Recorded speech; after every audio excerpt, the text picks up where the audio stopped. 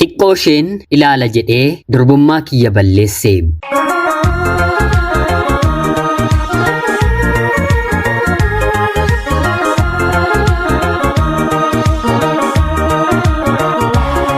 Yeroodhaaf maqaa kiyya himachuun barbaadu kanan dhaladheetti guddadhee Jiituu Magariituu Oromiyaa keessattidha. Barnoota kiyyaallee ta'eef hanga kutaa 8tti baradheera.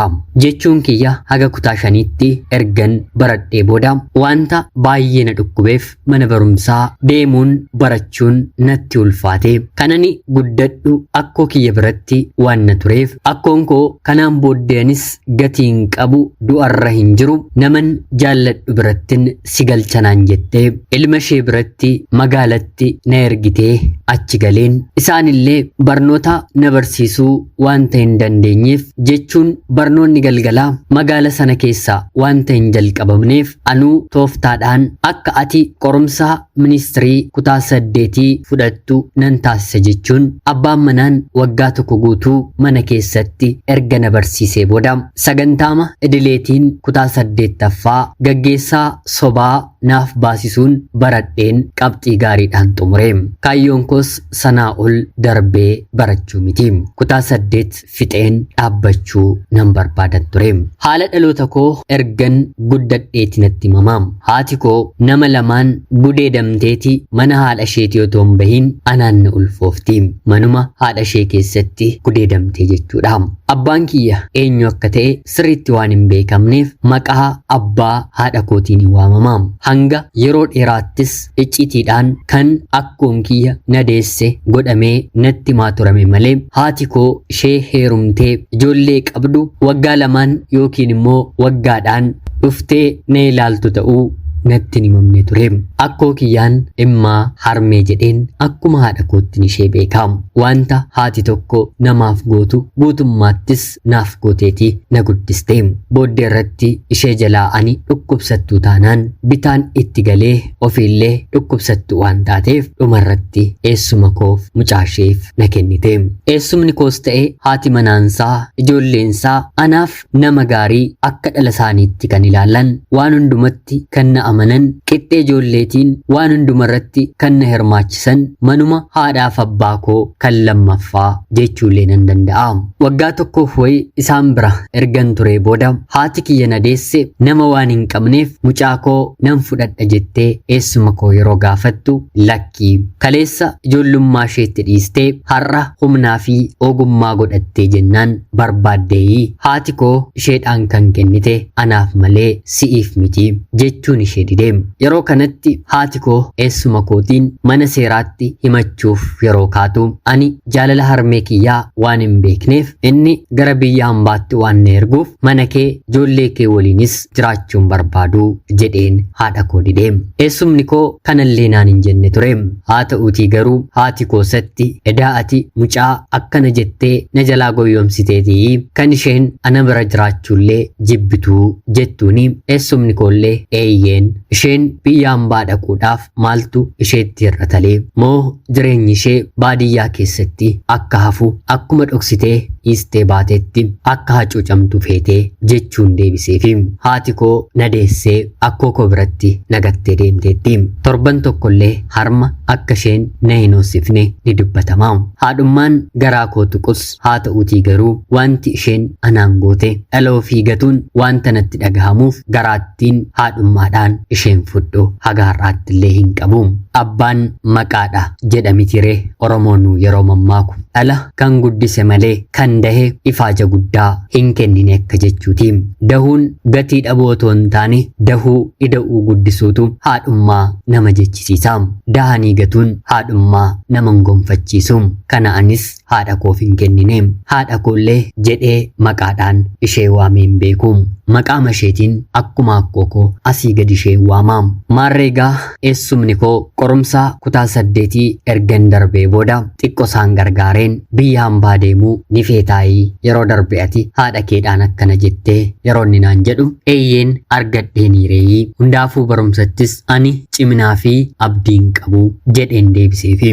Yeroo kanatti inni haadha isaatiin haadha kootiin jechuun akkoo kiyyaan ani miindeffamaadha, hojjetaa mootummaadha, miindaan kan koo fi kan haadha manaa koo qoonqoo fi kanfaltii mana barnootaa ijoollee keenyarra hin darbu, lafa kana naaf gurguriitii mucaa kana biyya hambaatti ergaa yookiin uqubii galeen siif kanfala, yoommoo milkoofte mucaan siif ergitee siif kanfaltii jedhee akkoo kiyya yeroo gaafatu akkoon koo maal jechuudha, isheef haa ta'u isheef haa ga'u malee ija dhala koorraa maaliin adda baasaa, isheefidha anarraa liqeessita haa baasuu fi malee kan biraayyuu dabalii gurguriitii bakka garaa isheenaaf ga'ii anaanis na boqochiisi, isheemti haa boqottu malee sanaan booddee ani otoon addunyaa kanarraatii darbeeyyuu homaa natti hin fakkaattu, ija dhala kootiin olittiin mucaa kana ilaalaa jechuun akkoon koo akkanaaf gurguramuuf tole jettee. Kan akkoo jedhure haadha malee haadha koo jechuudha. Kanaan eessumni kiyyaa magaalaa Finfinnee nageessee paaspoortiin, meedikaalii fi foormiiwwan garaagaraa imbaasii seenamee ergamee viizaan kiyyas eeggachuun jalqabe. Viizaan koo naannoo baatii 3 ture. Baatii sana gidduutti ture. Guyyaa magaala keenyarraa gara magaala gara biraa deemnu eessuma koo biratti konkolaachisaa waliin kan nuti wal barree. Ani daandii konkolaataadhaan imalee waan hin beekneef garaan battaluma wanta na dhukkubeef namoonni gabbinaa keessa jiran naaf ka'anii ani fuuldura akka garaan koo na nammeessineef konkolaachisaa sanaan eessumni koo haasofsiisiin maaltu beeka bor jechuun itti qoosuun kanaan haasoo jalqabne. Yeroon Finfinne gahee deebi'ellee akka carraa ta'ee konkolaataa makanaatiin gara biyyaatti deebine. Carraamti walirra nu buusee jechuudha. Yeroo sanarraatii kaasee ture dargaggeessi konkolaachisaan kun hanga viizaan kiyya naaf dhufutti hojii akkuma xumureen galgala naannoo karra eessuma koorra dhaabbatee yeroon ani gadi ba'u na eeguu kan eegalee sin jaalladhee maalaa godhuu atoo na jalaa deemuufidha jedhee na gaafate. Yeroo kana anis ana ammoo deemsa koo jaallattee jedheen yeroon gaafadhuuni deemsi kee maal naaf godhaa kan ani jaalladhe siitiinidha jedhee naaf deebise.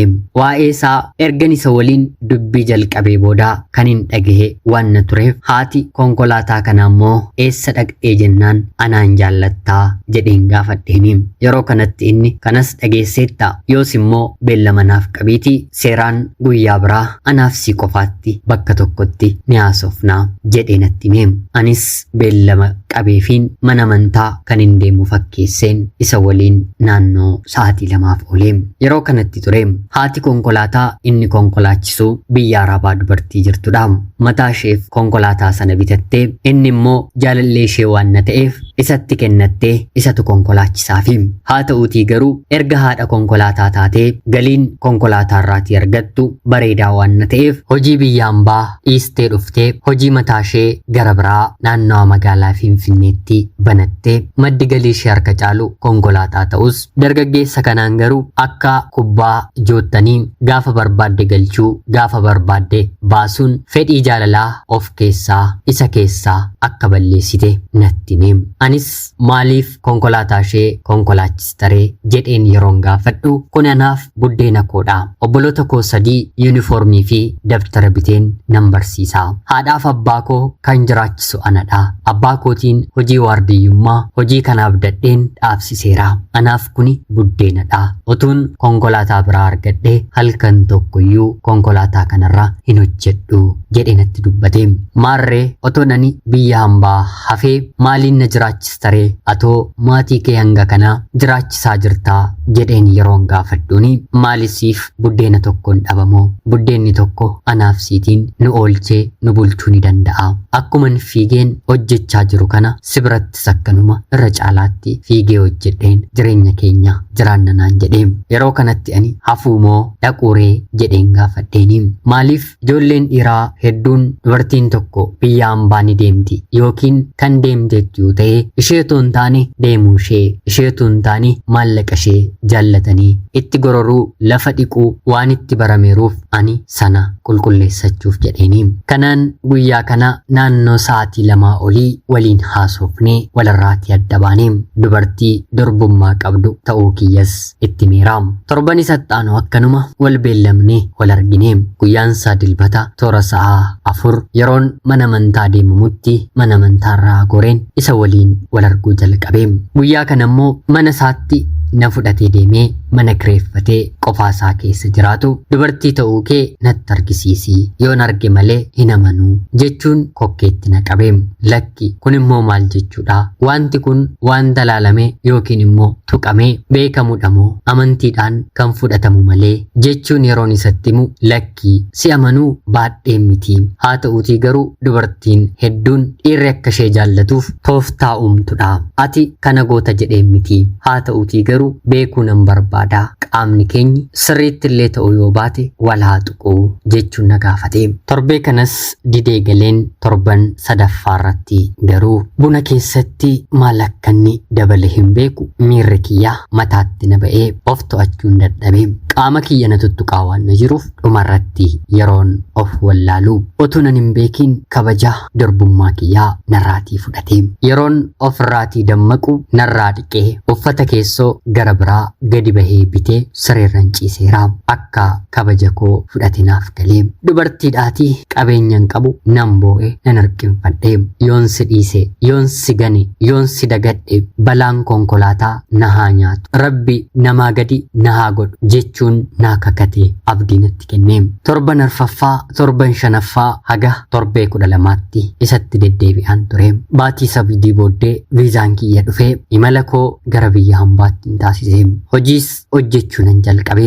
Jaalallee koo kana waliin sa'aatii naaf danda'ame kamittiyyuu bilbiluuf hin yaala. Innillee toora sooshaal miidiyaatiin barreeffama naaf kaa'ee oola. Sa'aatiin argadhetti nan deebisaa fi nan dubbisaanii nagaa wal gaafannaa. Eessuma koo adaadaa koollee akkanuma. Haa ta'uutii garuu biyya hambaa deemeen baatii 4 yeroo guutuutti marsaan laguu kiyya akka dhufaan jirre nan yaadadhe. As ilaaleen achi yeroon ilaalu ergan biyya hambaa dhufe gara kiiloo 7 dabaleera.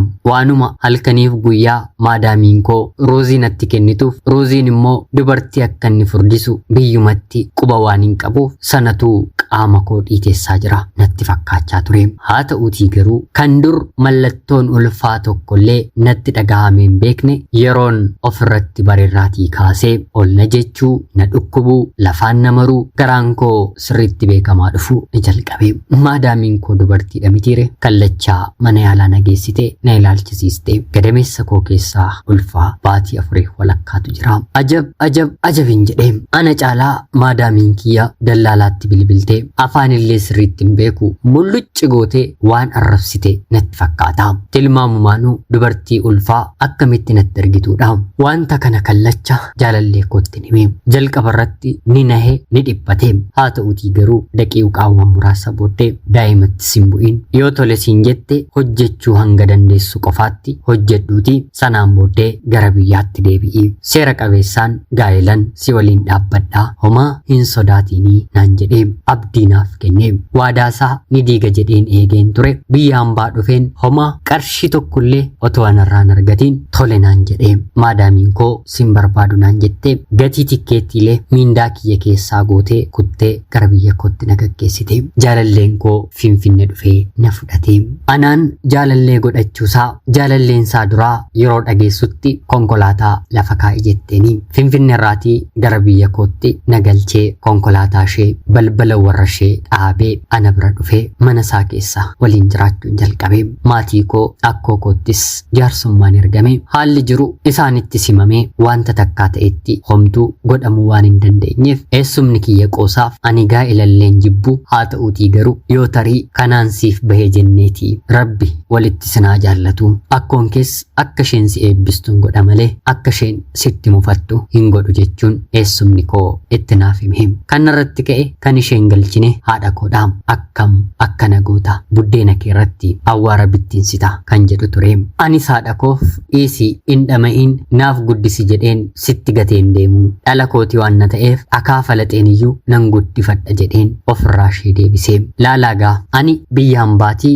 maallaqaa qarshii tokkollee fideen hin dhufneem. Jaalalleen koo battalumaana waliin jiraachuu jalqabu hojiin harkaatii fuudhameem. Lamaan keenyi hudduu qullaa mana tokko keessa waliin jiraachuu jalqabneem. Waliin jiraachuu jalqabne naannoo baatii lamaa booda wanti nyaannu iyyuu dhibee jennaan mana eessuma kootii deemne lamaan keenyi nyaachuu eegalleem. Ani ulfadha mitiire na qabatee deema waan isaan nyaatan guyyaatti takkaama nyaanni ittiin ooluu jalqabnaa. Kanaan otoo jennu jaalalleen koo abbaan manaan koo magaala gara biraatii hojii konkolaachisummaan argataam. Ani immoo bakka nama jirurraatii fagaachuu waan hin barbaanneef tarii rakkoon yoo uumame yookiin immoo ciniinsuun yoo gahe maatiinsaas eessumni koos waan jiraniif isaan bakka jiranitti homaan ta'u jedheen isarraatii addaan hin hafeem. Magaala biraa deemee hojjechuu jalqabeem. Haa ta'uutii garuu konkolaataa namaa baatiima tokkollee otoo hin hojjetiin bakka inni dhaabbatee jirutti gargaaraan konkolaataasaa manna haaraa yookiin immoo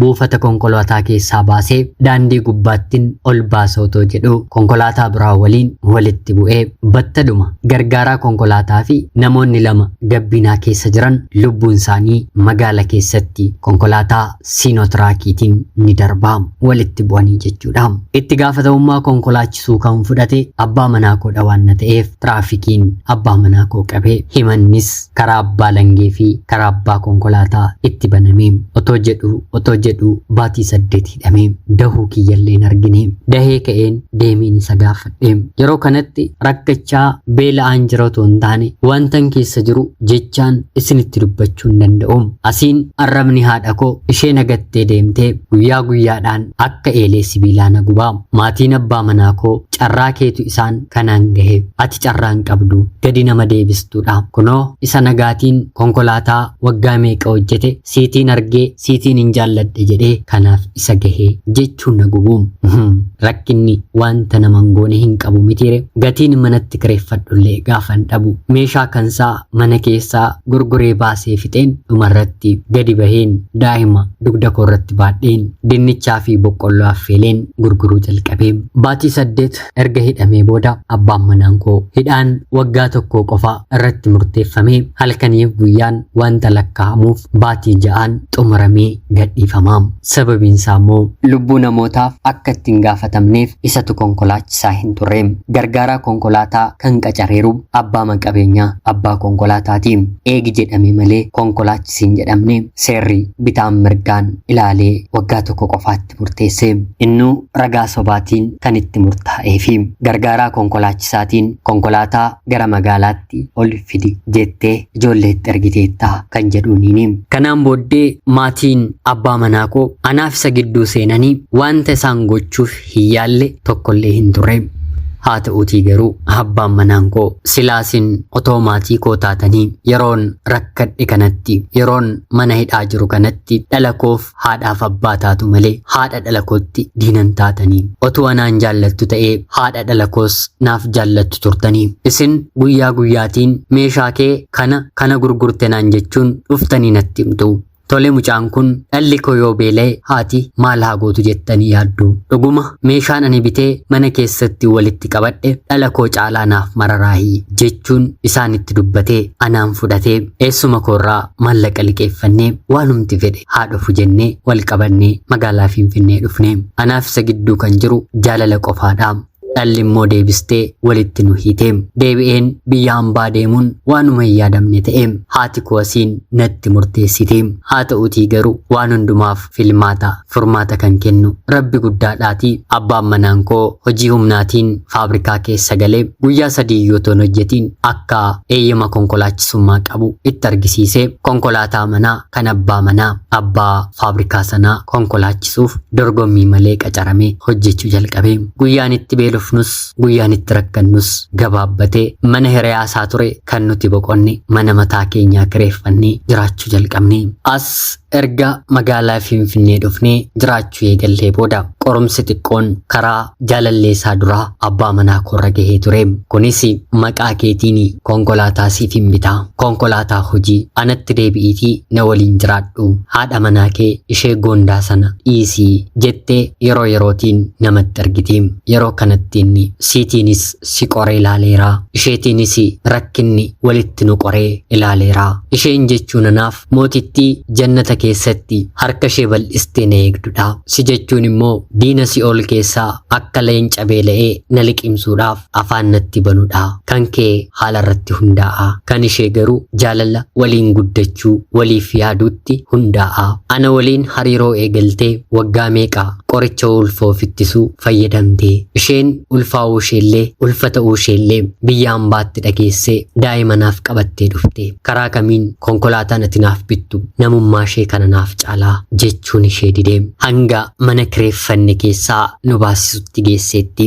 Hanga namoota biyyaa waliin walitti buunutti dhiibbaa nurratti gooteetti. Haa ta'uutii garuu sana hundumaa Rabbi guddaan waliin nu dabarse. Turtii waggaa lamaas naannoo magaalaa Finfinnee abbaa manaa koo waliin erga dabarsinee booda abbaan faabrikaa sanaa amanamummaa abbaa manaa koo argee atoo waggaa lama guyyaa tokkollee otoo na hin mufachiisin naaf dalagdee ji'a tokkollee seeraan walii galeen kan naaf konkolaachiseeru konkolaachisaan hin jiru, maal siifaa godhu mee na gaafadhu jechuun gaafataanii. Yeroo kanatti abbaan manaan koo lakkisaa ani gahee koo hojjechaan jira malee beenyaa addaa wantan isinirraa barbaadu hin qabu. Daa'ima koo fi haadha manaa koo seeraan jiraachifachaan jira. Isinis guyyaa tokkollee na mufachiistanii hin beektanii jedhee deebisaafi. Yeroo kanatti inni abbaan konkolaachisaa hodhu cheekii qarshii 200 wanta barbaadde deemiitii godhadhu, liqiillee yoo barbaadde siif hin kennaa, nama akka kee yoo nutu buubaadhe nama akkamii nutu baree, ati anaaf obboleessa kooti jechuun kennaafi. Kanuma miti reegaa jireen waggaa 7 dura kennaa kana argate. Yeroo kanatti abbaan manaan koo maalaa goonu jedhee nama ari'ate. Yeroo kananis wanta garaa keetti gochuu dandeessaa jedheen deebiseefi. Kanaan waggaa 7 kana maallaqni qarshii 200 jechuun maallaqa qarshii miliyoona 2 har'aati walakkaa baankii godhee konkolaataa 5L jedhamtu tokko bitatee jireenya keenya nuuf gaggeessuu eegalee. Har'a liqiin baankii sanaa ofirraa kanfaleera. Konkolaataa sanaatiin konkolaataa gara biraa yeroo waggaa hin guunne keessatti baankii giddu galchee dabalee bitee lafa nuuf bitee mana ijaaree bara darbe immoo qarshii miliyoona 7 konkolaataa haaraa haayiruu fi bitee haala ajaa'ibaatiin abbaan manaan koo anaa fi ijoollee koo lamaan bara 2014tti illee daa'iman dabalat nu jiraachisaa jira. Tarii otuun biyya hambaatti godaaniin jiraadheera ta'ee qabeenya hanga kanaa nan horadha jedheen gonkumaayyuu hin yaadu. Haa ta'uutii garuu gaafa Rabbi bishaaniif midhaan koo nama kana waliin naaf godhu anaan gowwamtuu jaalalaa isaatiinis gowwaa jaalalaa godhee abshaalummaan tokkollee otoo nu gidduutti uumamin gamnummaan lakkaawwachuun bitaaf mirgatti qabanii yaaduun otoo hin jiraatiin walitti nu fidee daa'imni akka tasaa gadameessa koo keessatti uumame sababa jireenya koof naaf ta'ee kunoo har'a maatiin isaallee akka giiftiitti na ilaalaa na waliin jiraatu.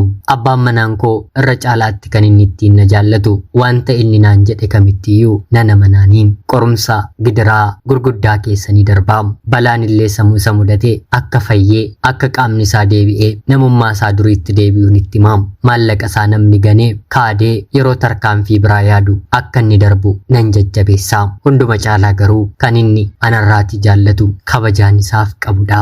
Jaalallee isaa duraarraati kan inni ittiin adda na baasu kanaanidha. Jaalalleen isaa akka saree ergamtuutti salaaltii ani immoo akka leenca karra godhee jireenya koo eegaa jiruutti ni ilaala. Maarreegaa ilmi dhiiraa kabajaa fi ulfina ni jaallata jedhama mitiire. Tarii mana koos kan qajeelche Rabbii gaditti kana ta'uu danda'a jedhee yaada. Ana obboleettii keessan magaalaa Finfinneerraatii ulfaadhaa nagaatti galatoomaa.